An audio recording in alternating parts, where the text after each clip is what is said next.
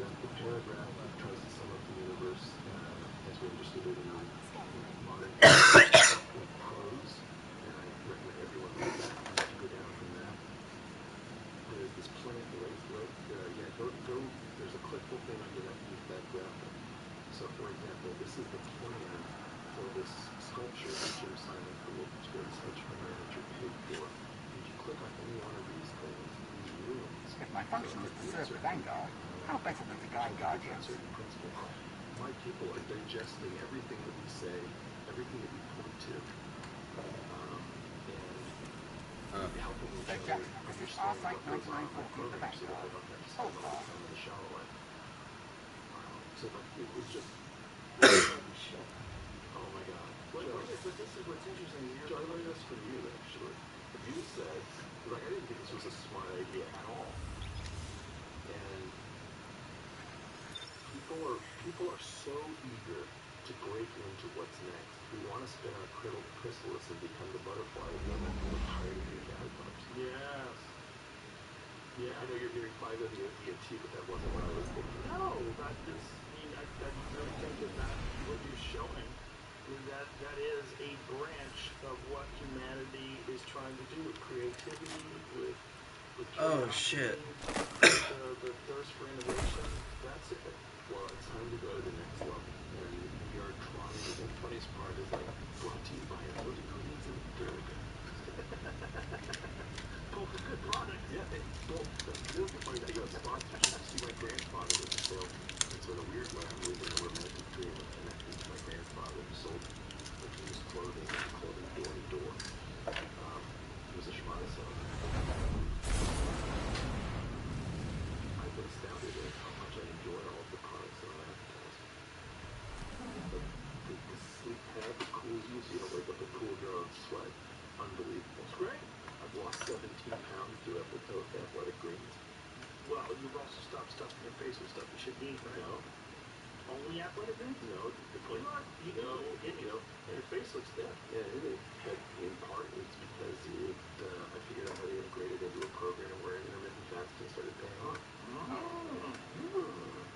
Listen, man, we could talk forever, but I have to wrap this up, unfortunately. But I'm going to watch your video, and then I'm going to watch it hot. I'm going to do it too.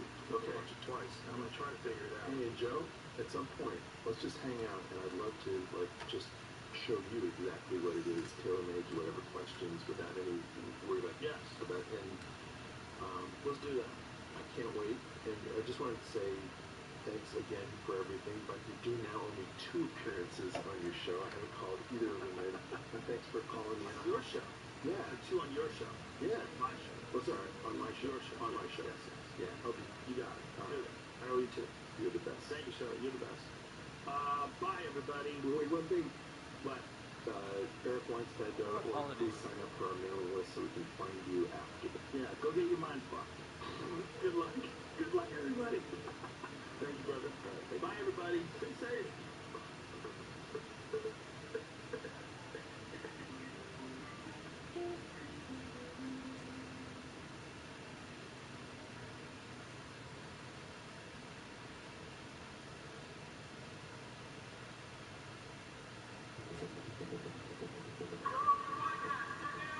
The Joe Rogan Experience.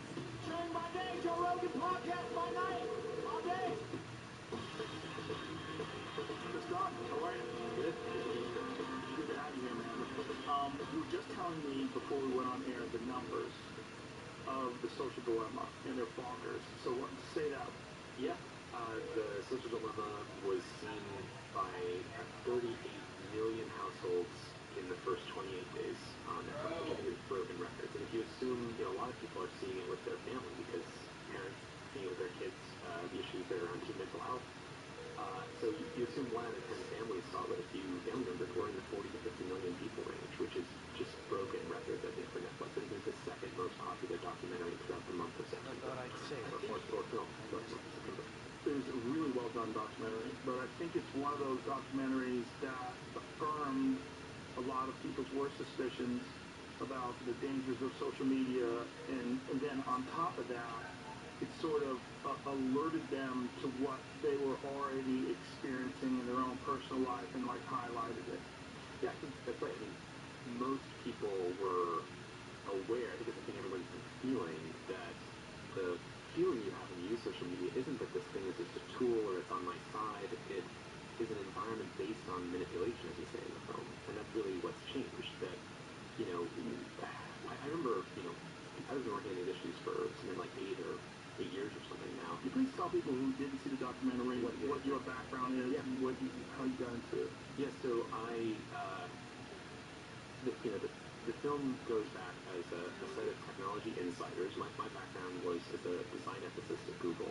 So I first had a startup company that we sold to Google, and I landed there through a talent acquisition. And then started worked about a year into being at Google, made a presentation that was about how essentially technology was holding the human collective psyche in its hands, that we were really controlling the world's psychology. Because every single time people look at their phone, they are basically experiencing thoughts and scrolling through feeds and believing things about the world. This has become the primary meaning-making machine for the world. And that we as Google had a moral responsibility to I thought I understood you, the hold the collective psyche in a thoughtful, ethical way and not create this sort of race to the bottom of the brainstem attention economy that we now have. So my background was as a kid, I was a magician. Because of that, I studied the lab at Stanford studied in a class called the Stanford Persuasive Technology class that taught a lot of the engineers in Silicon Valley kind of how the mind works, and the co-founders of Instagram were there.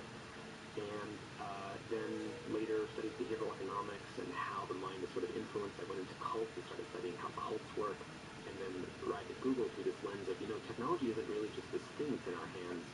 It's more like this manipulative environment that is tapping into our weaknesses. Everything from the slot machine rewards to, the way you get tagged in a photo and it sort of manipulates your social validation and approval, these kinds of things.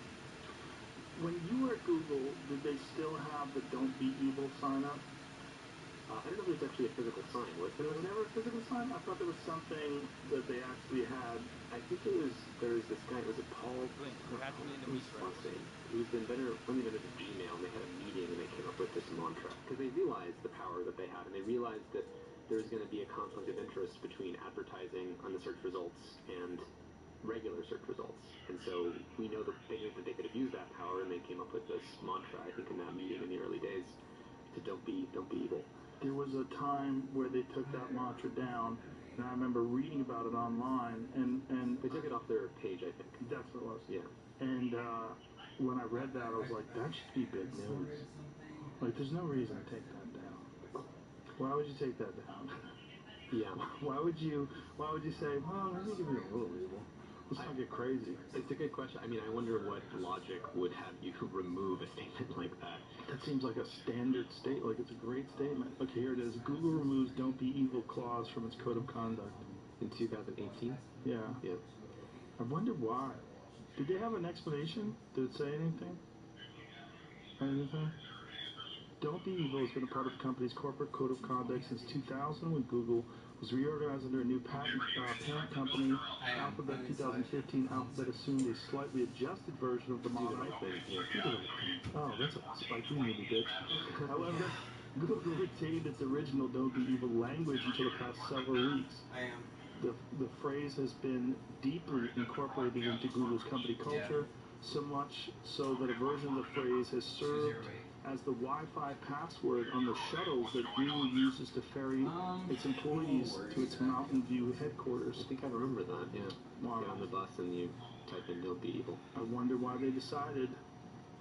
Well, I mean, they did change it to "Do the Right Thing." I mean, we always used to say that, just to friends, not within Google, but just, instead of saying "Don't be evil," just say, let's do some good here, right?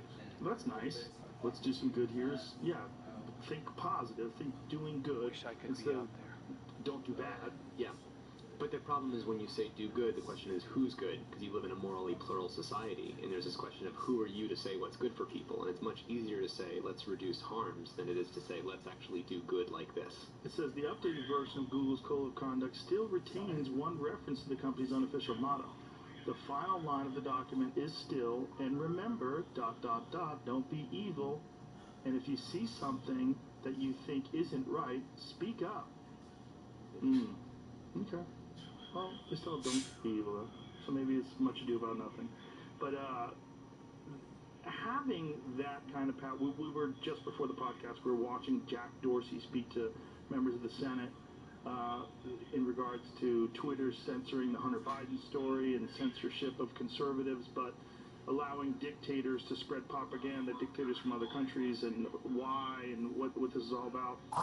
One of the things that Jack Dorsey has been pretty adamant about is that they really never saw this coming when they started Twitter. Yeah. And they didn't think that they were ever going to be in this position where they were going to be really the arbiters of free speech for the world. Right. Which is essentially in some ways what they are. I think it's important to roll back the clock for people because it's easy to think, you know, that we just sort of landed here and that they would know that they're going to be influencing the global psychology. But I think we should really reverse engineer for the audience. How did these products work the way that they did? So, like, let's go back to the beginning of Twitter. I think his first tweet was something like, checking out the buffaloes in Golden Gate Park in San Francisco. You know, Jack was fascinated by... I thought I did, but I'm not sure now. And so it's got me concerned.